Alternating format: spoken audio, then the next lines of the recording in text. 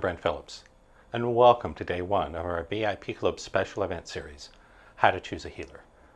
We're going to kick off our series by talking today about how picking the right people to work with is 95% of the solution to your problems. And so, if you've read my book, Where Science Meets Spirit, The Formula for Miracles, which, by the way, is a free download within the VIP Club, so I hope you've downloaded it and or gone through it, or even if you haven't, and you just know a little bit about the world of energy healing, law of attraction, and mind power, then you know that subconscious belief systems are profoundly powerful. These subconscious belief systems, this software of the soul as I like to call it, has an enormous impact on what happens in your life.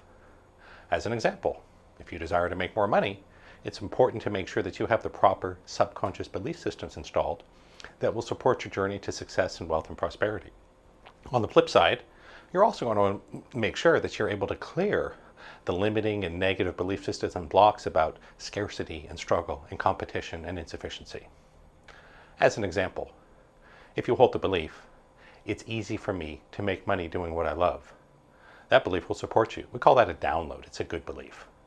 By contrast, a belief like I have to be poor to be close to God, we call a block. It's something negative or limiting we want to clear out. And it goes the same for money, for physical health, for emotional health, for intuitive development, for love and romance and relationships, for finding your purpose. It's all the same. And the purpose of these VIP Club events is to give you some of the tools and resources to help you get to the bottom of what's going on in your life and make the internal shifts necessary so you can achieve your goals. And ideally, to do it as quickly, as easily, and as cheaply as possible. But I want to point out that even this explanation of how the subconscious works is an oversimplification. And so if you look under the hood, you'll find there's a more complete answer. Really, whether or not you achieve certain goals in your life depends not only on your subconscious belief systems, but also is impacted and affected by the subconscious belief systems of the people you enroll to help you achieve that goal. And that's what we're going to talk about more here. And so to help you understand this better, let me provide a specific example. Let's say that it's a physical thing. We'll just say you have disease X. And maybe you come to me to try a private session or to one of my practitioners, and you think, hey, I've been suffering for lots of years. Maybe you've had pain. Maybe you've worked with other healers. Maybe you've tried a lot of stuff that didn't work. So you're like, let's give Awakening Dynamics a shot. So you find a practitioner, you schedule a session. They may lead you to do some digging, which is the process of going through the subconscious to identify and clear the limiting blocks and traumas and do the downloads, and maybe do an instant healing process at the end. So here's the million-dollar question. In that session, what percentage of the result is based on your subconscious beliefs? And what percentage of that result is based on the belief systems of the practitioner you're working with? That's a good question. So when you're doing a healing session, how much of the result depends on you and how much is on the practitioner? And so for my students who come to the more advanced Awakening Dynamics classes, I ask them this question. And I offer some what I think are very reasonable and logical answers. One logical answer would be 50-50. So it's 50% on the client, 50% on the practitioner. Another, I think, logical answer would be 100%. It's all about the client. The practitioner's beliefs don't matter. Maybe you think it's 75-25. So it's 75% on the client, 25% on the practitioner. And so I'm going to give you the answer in a second. Before I do that, I want to emphasize that most of us never even think to ask this question. I didn't. I was doing this for years and years before someone asked me this question.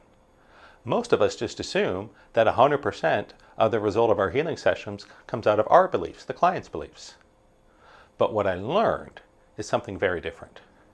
And I heard this first from other people, and then I've actually seen it in action in my personal practice, spanning thousands of sessions over many years of work. And here's the answer. About 95% of the result of a healing session is dependent on the practitioner's belief systems, not the client's. To me, that was surprising. I did not expect that. And so I joke with my students that sometimes it would actually be better for your client if you just sat and worked on yourself for an hour and then threw them healing at the end. Now, of course, we don't do this in practice because it is the practitioner's responsibility to get clear ahead of the session and to spend the rest of the time with their client. To do otherwise would be, I think, rude and disrespectful. So as a practitioner, your job is to get clear ahead of time. So when you go to a session with a client, you spend that time with them focused entirely on their beliefs, that other 5%. And so what I'm driving at here, what I want you to take away is that the practitioners you pick to work with, the coaches, the healers, whatever, that 95% of the result of your sessions depends on their belief systems. So the belief systems of the person you work with are approximately 20 times more important than your own for the result of that session. So there really is such a thing as a more powerful healer. There really is such a thing as someone who will get better results with you.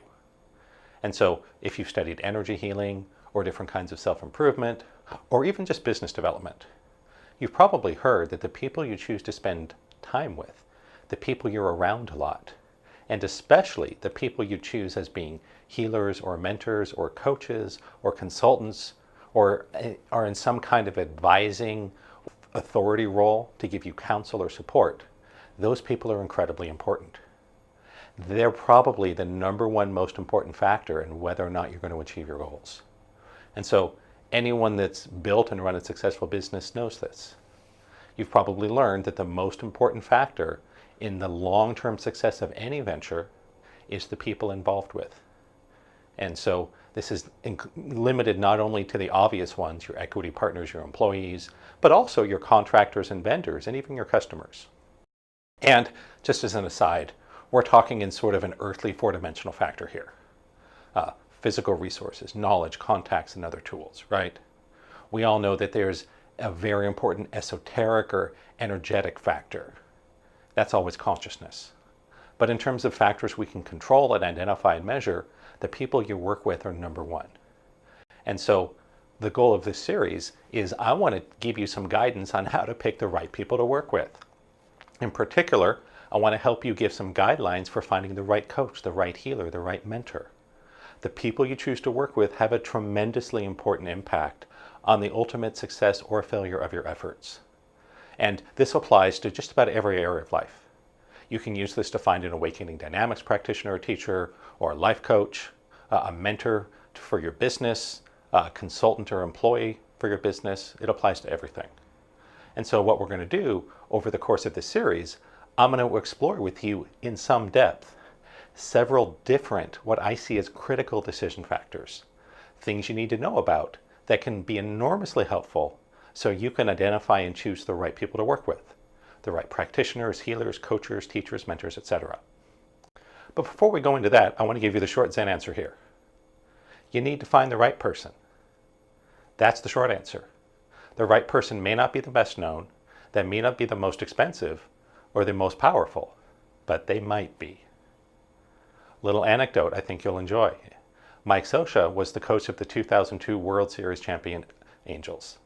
And I remember seeing him in an interview. Somebody asked him, "Hey Mike, how is it that you won the World Series and you beat other teams like the Yankees, who that year had a payroll that was 3 times bigger than the Angels?" This is what he said.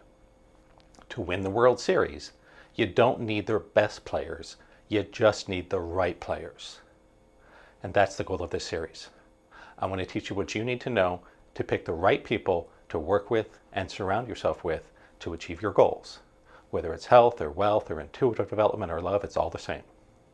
And so, one final note, whether or not you're able to find those right people does largely depend on your own subconscious blocks. So if you've got a lot of limiting beliefs, you're going to need to clear those before you'll be able to attract the right people.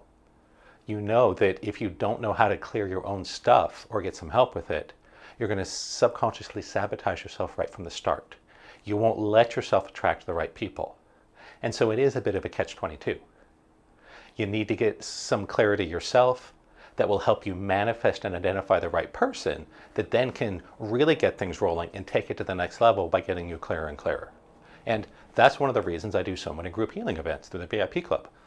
That's why I do the Wealth Club and the Love Club, the Health Club. That's why I create these special event materials every month.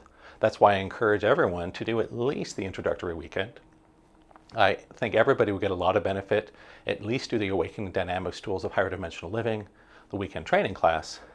That way you can learn to do at least the basic subconscious clearings and healings and manifestations yourself. as little as you want or as much as you want for the whole rest of your life. Because after all, the clearer you can get on your own, well, one, it'll save you a lot of money, but more importantly, it will facilitate finding the right healer, the right coach, the right mentor to take your life to the next level. As the saying goes, when the student is ready, the teacher will appear. And yeah, this is a paradox. And if it makes your head hurt a little bit to think about all this and try to figure it out, good. That's a sign that you are on the right track. That's all I have to say for today. I look forward to seeing you again soon in day 2 of our series, How to Choose a Healer. Until then, take care and namaste. Bye, everyone.